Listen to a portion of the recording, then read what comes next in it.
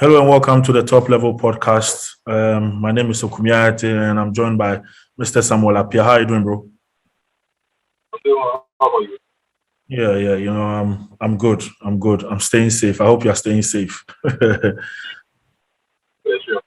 I think it's just been under 2 weeks since we recorded the Premier League preview show, and already game week one is done. 37 more to go. And are you happy with what you saw from your Manchester United side? Of course.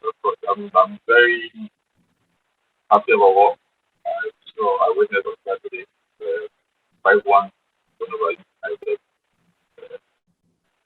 that's the marker being laid by the company. I hope for more good results for the something what it was last week. I hope we are going to keep up the good. Absolutely. A lot of your fan base are, very much optimistic with what's to come this season. And I mean, you can't deny that because given what they saw in front of 75,000 people at Old Trafford against Leeds, I just felt like Leeds were the right team to play, with the fans coming back, Old Trafford, the Varane, you know, because of the way Bielsa plays and all that. I don't know what you thought about the game quickly before we go on. But, It was a perfect game to start the league season, especially looking at the way Bielsa is a very advanced football. One-on-one match, and I think the work the work in the hands of United today. Uh, I expected Leeds to put up a bit of a fight, but it turns out like last week, just like last week, on the trouble and they lost it. This time around it was 5-1. So I think uh, Leeds style of play worked for United. We played a very good part of the United, right? I thought fully was going to go with one DM like he promised during the summer. They will do a two information saying we want the Friday and I'm going to call the press, who I think were fantastic on the team. Uh, all praise that going to do it for me to get a feel with was so I think Scott and Fred put a very good fight. So the likes of Coach couldn't get good. And I think the other who lost the game from the place that said obviously that couple played at the second. Because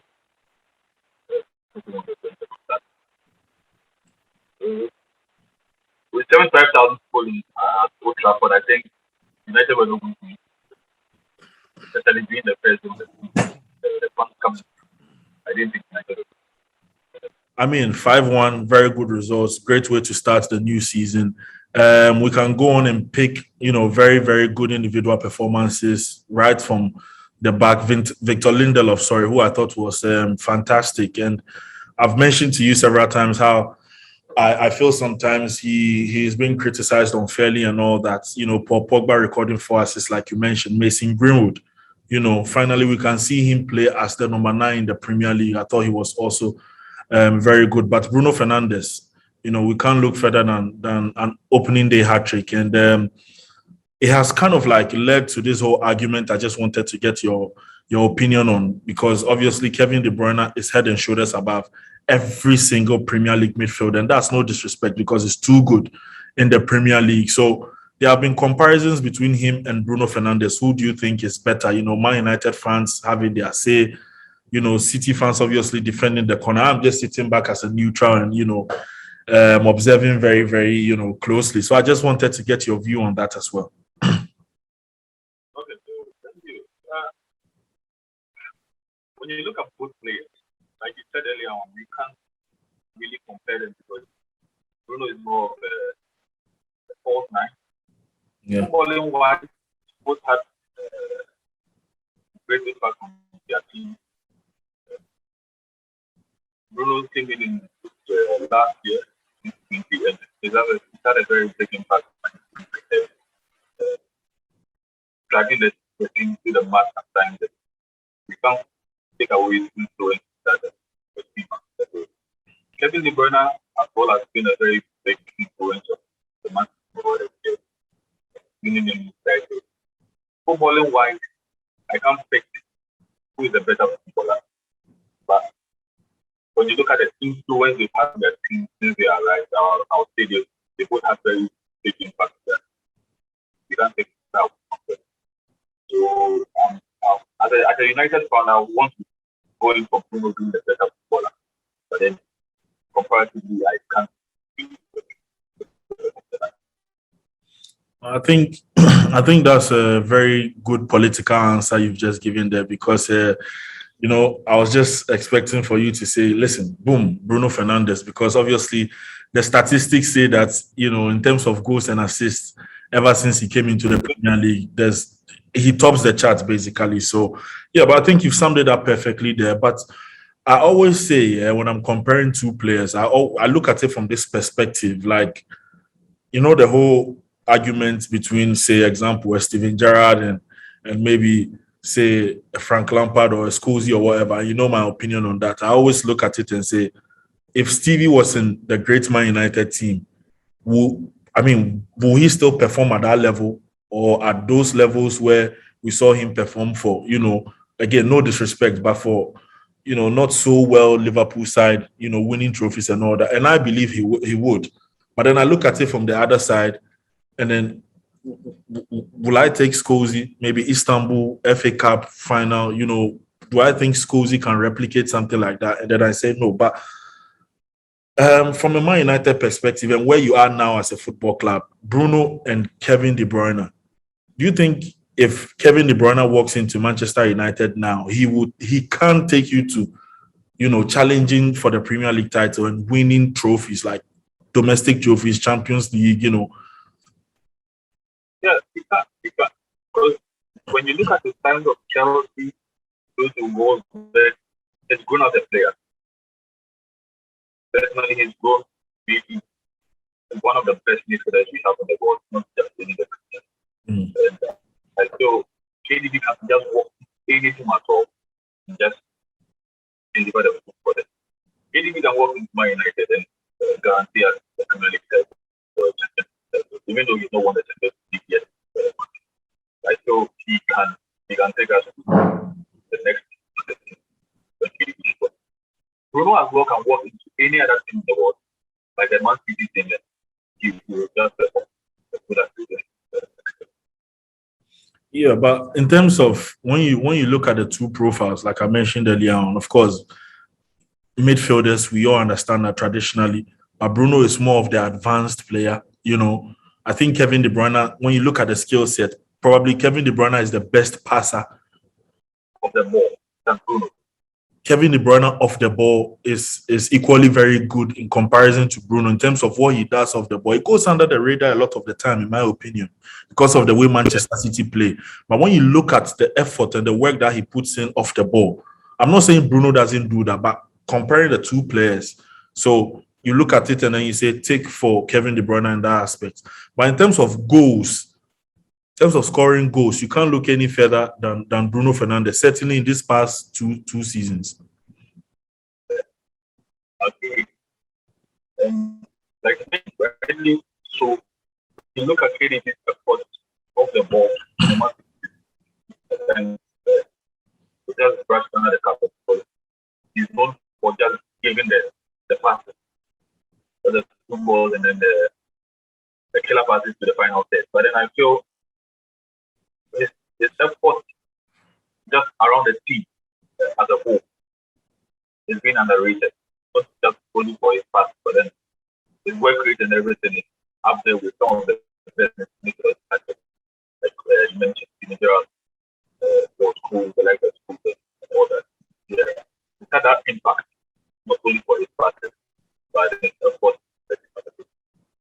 Yeah, and I think it's something a lot of people, certainly because he plays for City, he goes under the radar, and I think he's the whole package. And talking about the whole package, when you look at it from a versatile point of view, and you look at the two players, and probably De Bruyne can play as a false nine. We saw bits of that last season because of Sergio Aguero's fitness problems and all that.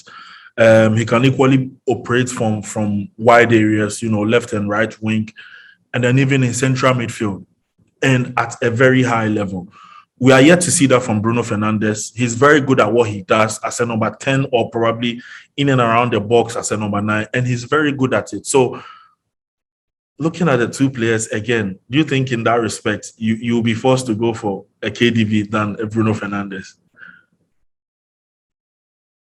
When you look at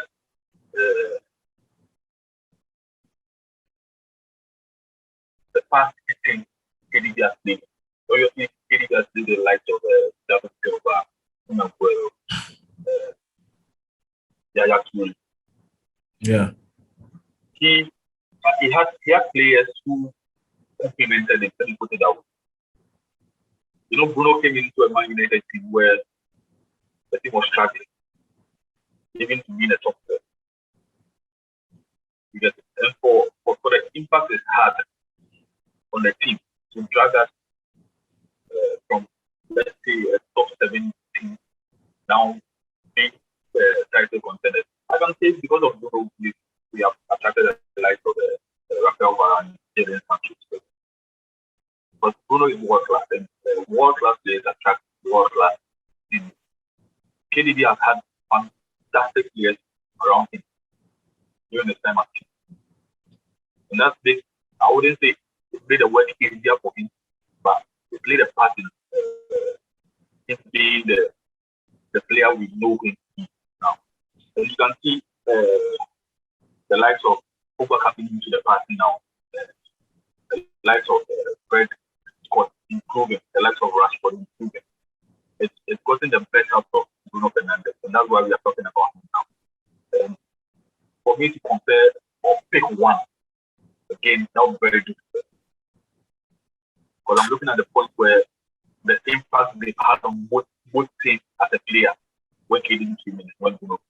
I wouldn't say I'll be forced to going for a KDB over a Bruno Fernandes because of the past 2 or 3 seasons.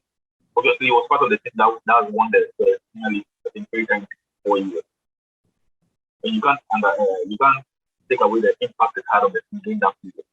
And again, his peers have voted him Players Player of the Year 2 years running. So for him to be in and among great players, and he still stands out as, because we saw over the weekend against Spurs, they were flat majority of the game, but when he came on, you could see, the intensity, the speed in passing. Like I'm saying, when you have players around you who your abilities, they tend to play with you, and then you tend to, go into the player that you are. You get it.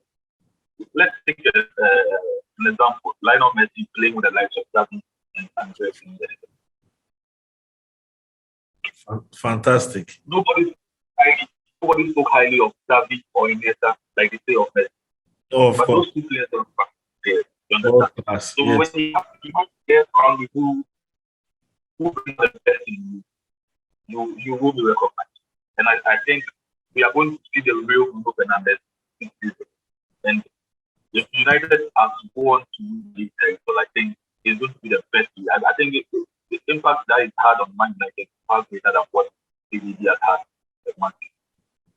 Wow, that's a strong statement. But anyways, if what we've seen is anything to go by, we can't argue with that because his numbers are undeniable. And before we wrap up and quickly, we talk of Bruno Fernandes, and a lot of people, have spoken about him certainly over the past 12 to 18 months. But I look at it and think, what does it do for somebody like a Paul Pogba? Because he came in as the big money signing. Pogba is back, the prodigal son, this and that, rah. Everybody has been talking about him. And, we spoke off air, about the comments of Graham Souness, when even before the game, the Spurs Man City game, he was waxing lyrical of Mason Greenwood. And when I think Michael Richards prompted him and said Pogba recorded 4 assists, he said he expects that from a 100 million player. And I don't know what your thoughts are on that, if you can tell us quickly. What did you make of his comments, Graham? So Graham Souness has been paid by Sky Sports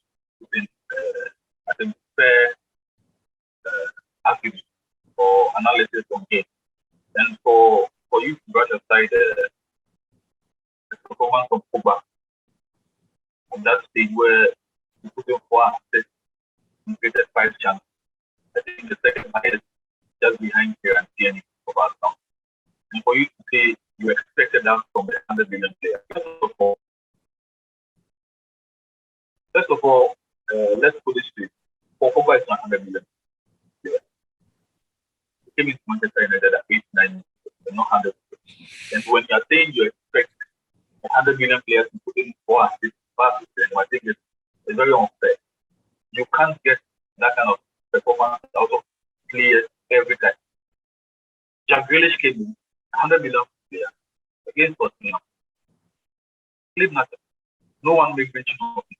No one criticized it. I'm not saying Pogba is about criticism or something. No, it's not about criticism. No.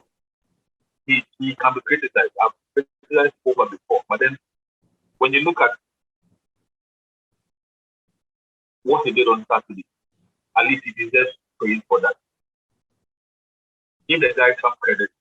And then when you have to criticize him on his performance, think it is Manchester United, then you can do that. But then for a game where he put in 4 assists, and was arguably one of the best players on the pitch, I think he deserves credit. And Graham was not being fair at that moment. So what you're saying, what you're saying is you thought Graham Souness could have just, like, okay, yeah, it was a fantastic performance, and and probably, some pat at the back, like you said, and then you move on, because he was actually waxing lyrical of Mason Greenwood's performance on the day. I mean, about Greenwood, I think you should do things for Pogba when Michael Richards comes in. Okay, yeah, I think that was a good performance. Because, Pogba didn't ask for 89. The likes of Jack Grealish didn't ask for 100. This is a money that was put on them by their club. They are players. They are entitled to a bad team. Of course. But maybe from Graham Souness's point of view, certainly in the Manchester United shirt, he has not seen that level of consistency that we all know that Paul Pogba can give. Exactly. So when you are criticizing him on that level, that's fine. But on a game, I think you should just give him the credit. Absolutely. I think you are away to the South Coast this weekend, Southampton. Last season, it wasn't so well for you in the first half, but just like a lot of people have been accustomed to the Man United comeback, you came and you won the game by 3-2. So are we going to see anything, within them lines, or is going to be a comfortable, victory for you? I think it's a comfortable victory. It wouldn't be like it was last season where we had to come and go down in the game. I think there's some around. They've lost some players, the likes of best regarded that he is. Yeah. They have brought in Armstrong, but then I feel they are weakened team as compared to last. Whereas Manchester United is much more stronger this year than last. I think we need to I don't know if we can get you on Friday for our preview show, but I'll ask you. I'll put you on the spot here today. Before you go, quickly give us a score prediction.